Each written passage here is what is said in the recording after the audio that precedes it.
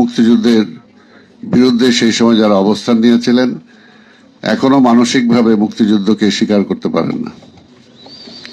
৫৫ বছর পরেও আজকে মুক্তিযুদ্ধের সম্পর্কে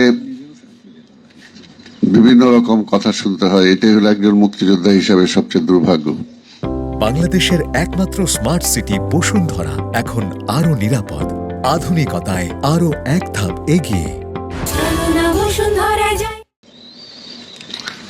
আমরা লড়াই করেছিলাম দেশটা স্বাধীন করার জন্য এবং স্বাধীনতা পরবর্তী সময়ে এই দেশটাকে গড়ে তোলার জন্য, কিন্তু আজকের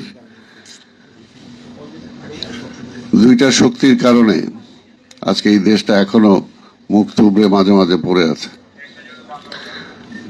সেটা হলো একটা শক্তি যারা মুক্তিযুদ্ধকে তাদের দলীয়করণ করার চেষ্টা করেছেন, আরেকটা শক্তি হলো মুক্তিযুদ্ধের বিরুদ্ধে সেই সময় যারা অবস্থান নিয়েছিলেন এখনো মানসিকভাবে মুক্তিযুদ্ধকে স্বীকার করতে পারেন না। এই দুইটা শক্তির মাঝামাঝি কিন্তু আজকে বিএনপির অবস্থান, এবং বিএনপির অবস্থানটা যে সঠিক সেটা কিন্তু বারবার প্রমাণ হয়েছে।